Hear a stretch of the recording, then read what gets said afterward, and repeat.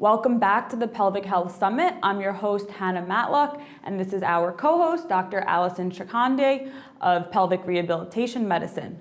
Today we are here with Amy Stein. She's a pelvic floor physical therapist based in New York City, and she is the founder and owner of Beyond Basics. Thank you for being here. Thank you. Thank you for having me. Yeah. So can you first tell us how you got started in this field? I always find it so interesting hearing from experts and professionals how they found their way into this world of pelvic health. Sure. So when I was in PT school, actually way back when, I had a friend that had pelvic floor issues. I didn't know at the time, but she had a hysterectomy, and looking back now, I think they may have irritated the nerve, which is not that uncommon with any pelvic or abdominal surgery. And she ended up in severe pain. She ended up with bladder bowel issues, and she went to physicians and they ruled out a UTI, any infection. And she went to a back physician because her back was bothering her a bit, and they ruled out her back. And I went to my professors at the time and I said, so what's going on with my friend here? Because they ruled out everything. And they said, well, what do you think? And I said, well, I have no idea. I'm a student. But they pushed me into researching it myself because it was a problem-based learning school. And I got out my textbooks and I started looking, and I said, well, it's not in the lumbar area because they did MRI on that area, so maybe it's further down. So that is how I got involved. So I looked into the sacral nerves and the pelvic nerves, and through process of elimination of hearing what she had, I believe still, it's not an official diagnosis, but that she may have had pudendal neuralgia. And that's how I got involved. And then I became interested in the area because I realized that there was such a lack of knowledge and understanding of pelvic pain in general. And when I moved to New York City, I met her physician, a urologist, and then she started sending me a couple patients. This is back in 2000. And then a year later, I was fully booked with pelvic pain patients, both men and women. And we do treat children now, but at the time, I didn't even realize that pelvic floor issues were a problem in children as well. Wow. What would be some common symptoms that you see and treat, and then what diagnoses often go along with them? There are a lot of common things that we treat, symptoms that we see. So because of where the pelvic floor muscles are located at the bottom of the core and how it surrounds the urethral bladder, genital region, the anorectal region, it can affect bladder, bowel, sexual function. And of course, there's also abdominal pelvic pain that we see and back pain that we see, but it really can cause a host and a cascade of symptoms in a lot of the patients. It may start with something like a UTI or yeast infection, and then it just cascades into, now my urethra hurts, now I'm having painful bowel movements, I have pain in my upper abdominal wall, I have back pain, I have pain going down my legs. So we really hear so many different signs and symptoms from our patients. And some common diagnoses that we see are a host. So interstitial cystitis or painful bladder syndrome, irritable bowel syndrome, endometriosis. In our male patients, we see a lot of non-bacterial prostatitis and prostatodynia. We see sexual dysfunction in males and females, and I'm sure I'm missing some, but there are a host of things that can, because of how close everything is in the pelvic area, there are a host of things that can go wrong, but we can fix it. Can you clarify the difference between hypertonic and hypotonic pelvic floor muscles? Because I know there's a huge kind of misconception about what these different states of the muscles are, and there's a lot of talk about Kegels being good for your pelvic floor, but Kegels can in fact exacerbate people's symptoms sometimes. So can you kind of explain what the difference is and how you treat those two different muscular states differently? Yes, they are completely separate. Sometimes there is some overlap, but it's really important for patients and practitioners to understand that the hypertonic pelvic floor or the overactive pelvic floor, those are tightness. That's tightness in the muscle, or shortening, which can cause weakness in the end.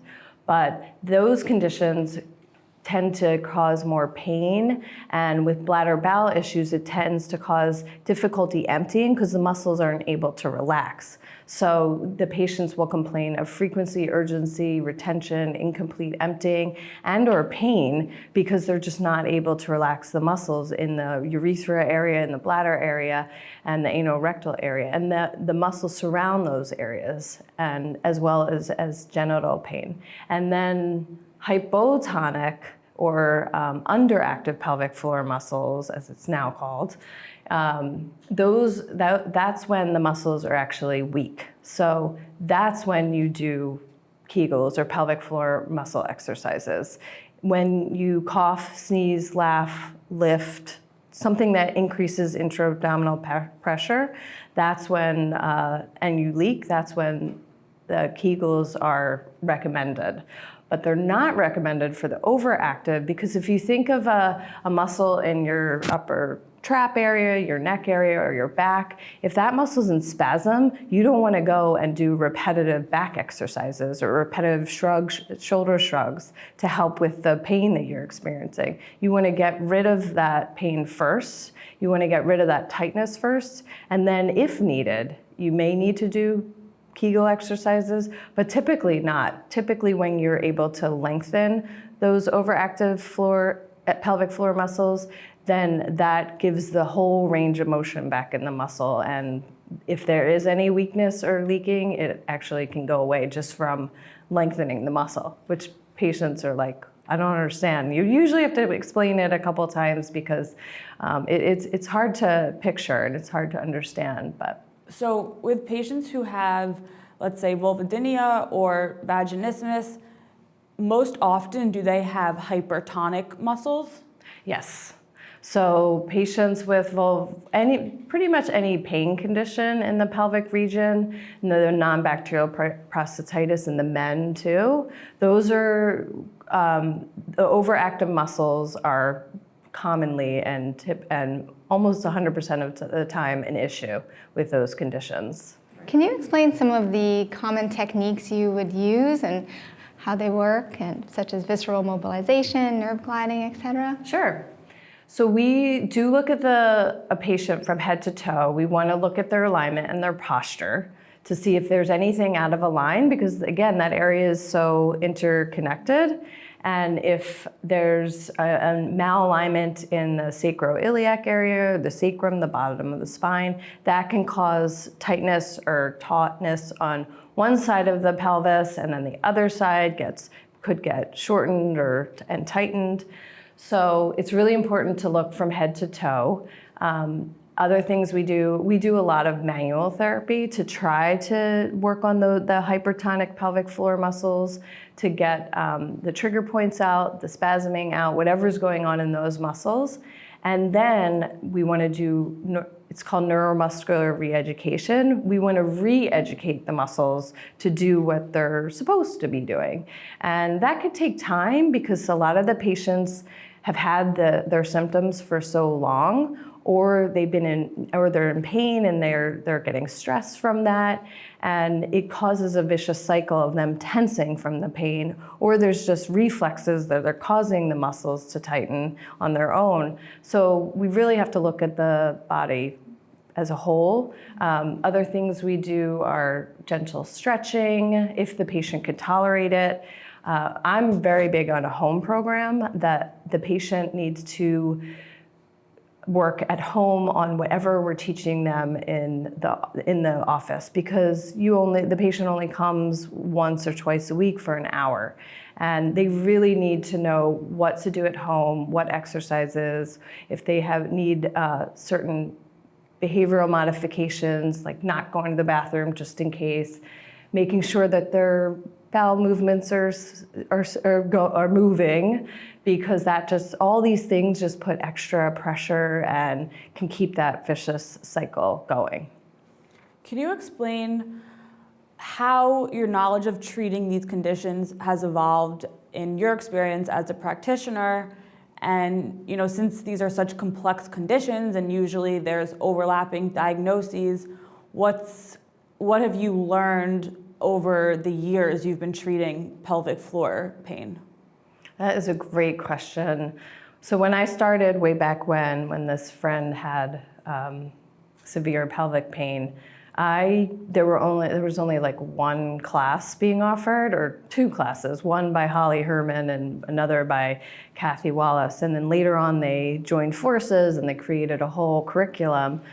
But I mostly was learning from the patients and from other practitioners like Dr. Shikande, and just trying to put the pieces together. Like, wow, this patient has bladder urgency, and it's not just her bladder urgency. She also has irritable bowel syndrome and tailbone pain and hip pain. So I've always been open to listening to the patient to try to figure out what's going on.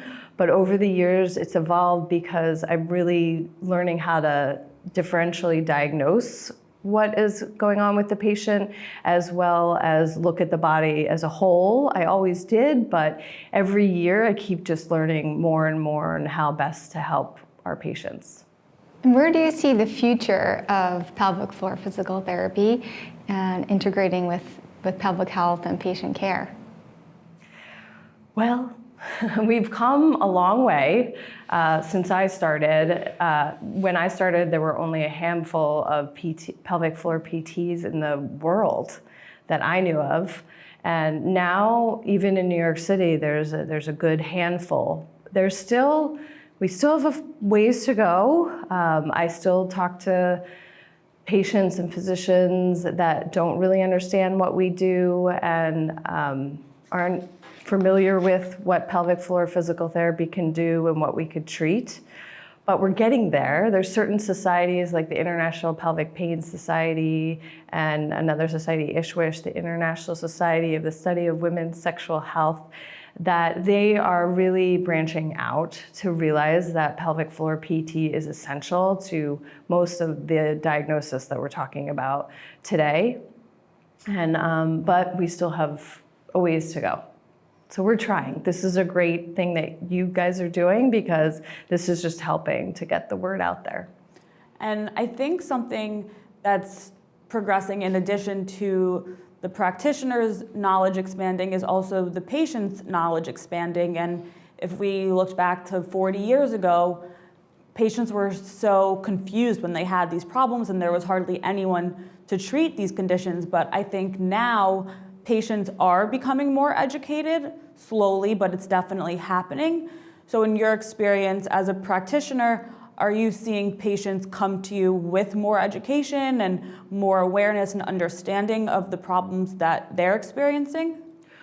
More than it used to be, but there's still a lack of understanding. Interestingly, I own a private practice in New York, as you mentioned earlier, and when looking back at like my referral base, it was primarily physicians in the beginning, and it was only like a handful, because only a handful really understood that pelvic floor PT could help. Now it's branched out. Now it's more like, I found you through your website, I found you through your book, I found you on social media. So we're having more and more patients come directly to us. Some that have seen someone like Dr. Shikande, but then others that are still going through this medical maze of not the physicians or the healthcare providers not really knowing what to do for them and where to send them.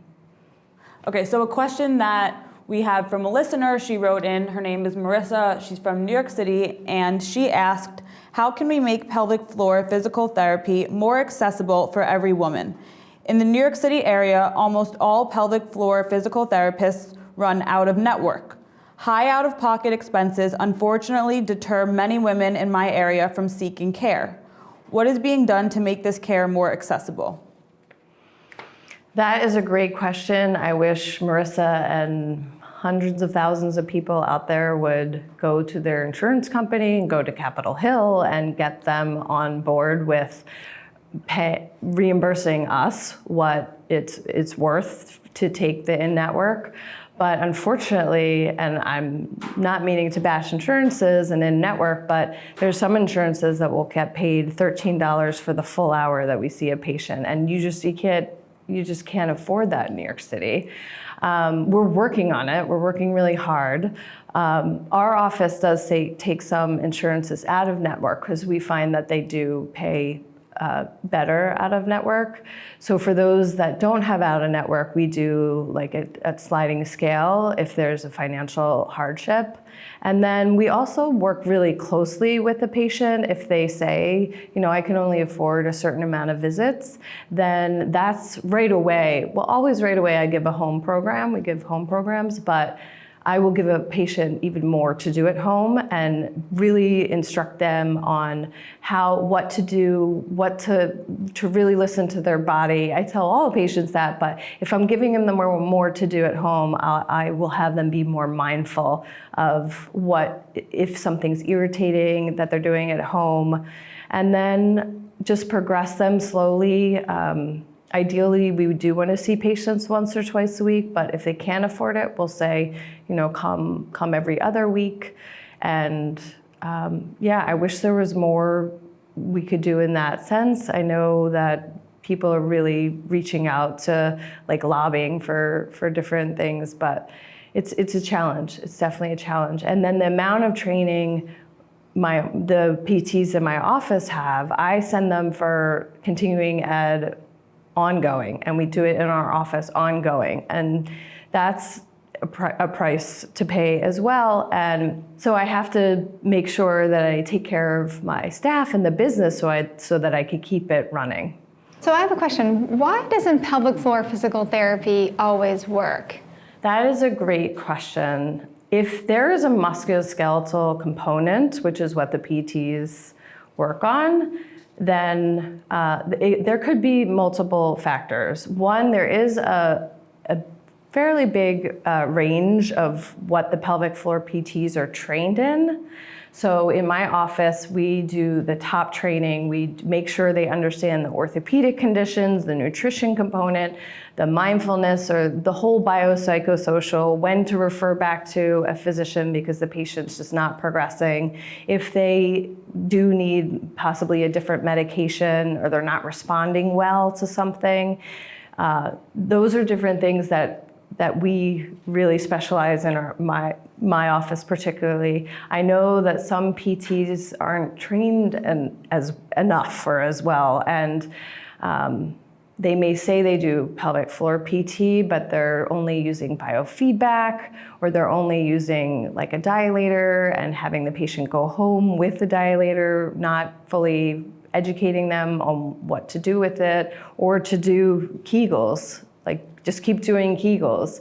And for the overactive hypertonic pelvic floor, it can actually make their condition worse. So that's one answer to it. Another thing is that the patient really has to communicate well with the pelvic floor physical therapist, because if they have a flare in their symptoms, that is something that does happen.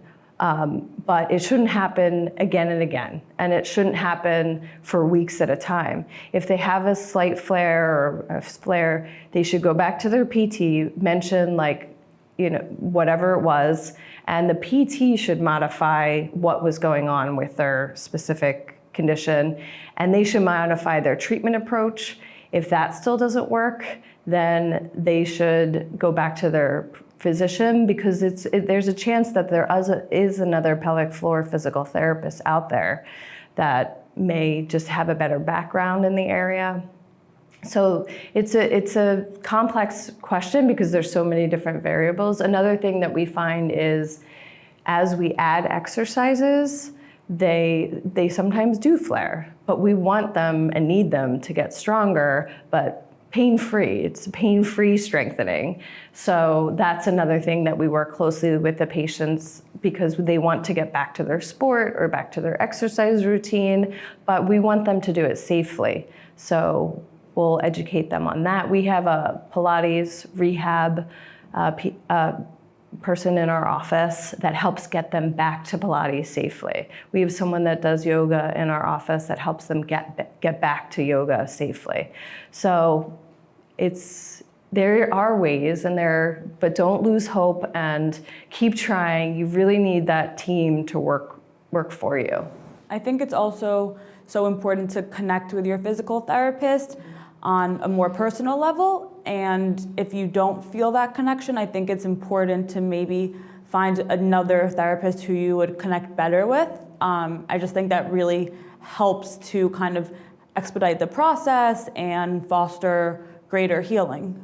I agree. That's a great comment, actually, because we do, and I didn't mention this earlier, for the treatment protocol, yes, we do assess the body, again, from head to toe. We assess the muscles externally, the back, the legs, the abdominal wall, but we also do assess, if the patient's okay with it, we do assess internally. And some patients do get scared by that or they worry about that. Most patients aren't, actually, because they just want to get fixed. I just help me. We talk them through it, we explain why, and they're actually surprised that it's not as painful as they think. And that's where the main communication needs to come, and the connection, because you want to feel comfortable with your physical therapist, that's number one. And then also really communicating with the physical therapist, feeling comfortable to know to communicate with them. Because if your pain is increasing while the PT is working with you, you need to tell the PT that so that they can modify their program. And you have this amazing new book coming out. I want you to share a little bit about your book with everyone. Sure. So this is my old book, but it's still relevant. Very relevant. Pelvic pain. Oh, you've read it? Yeah. Great. And this goes through the overactive and the underactive pelvic floor, the differences, the signs and symptoms of it. And even through the title, you could see that it says irritable bowel syndrome, incontinence. I could list the whole title as various different diagnoses that we actually see with regard to the overactive and the underactive pelvic floor. And then this other book coming out June 25th of this year. You can actually, if you get it now, you can get a 20% discount through HarperCollins if they put in Beat Endo. But it's basically a holistic approach to treating endometriosis. I should say also a biopsychosocial approach to treating endometriosis. Endometriosis is one of the conditions that we treat, and it's a common condition. 1 in 10 women suffer from endometriosis, women and teens, and even as young as children. So our book goes over how to approach treatment, which hasn't been done yet. And it is that you need the medical care. So you need a gynecologist that really understands what endometriosis is and how to treat it. You need someone like Dr. Shakande that really understands the musculoskeletal system and different things that can help with pain management.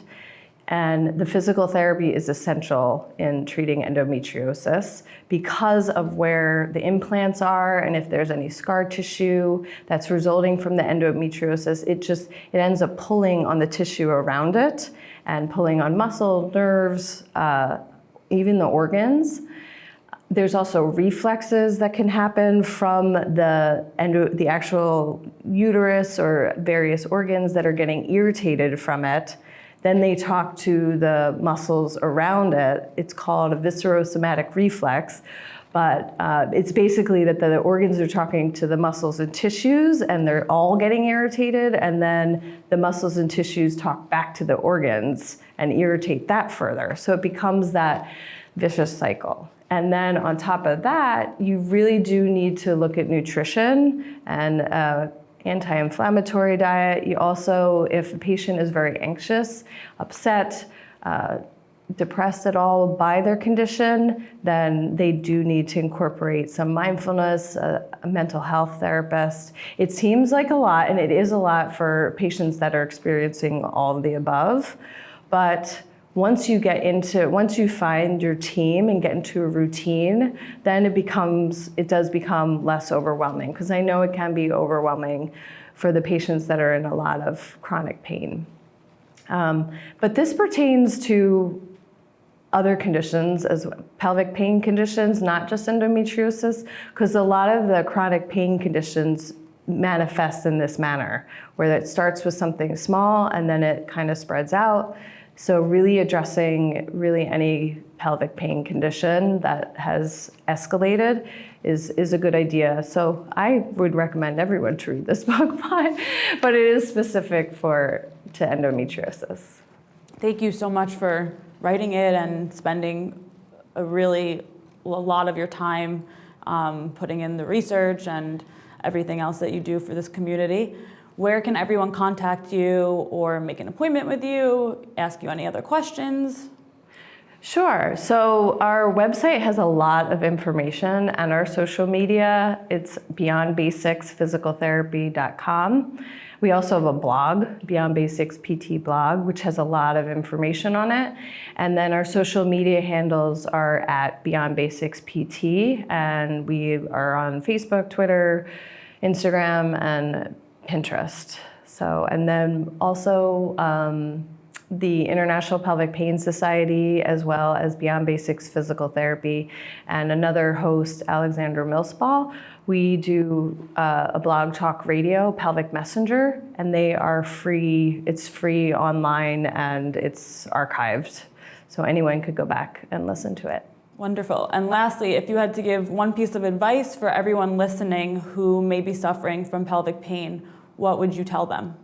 I would tell them that they really need to find their team, whatever it is that their main symptoms are, that they need the team that supports them, that they feel comfortable and confident in, and also that there is hope out there and help.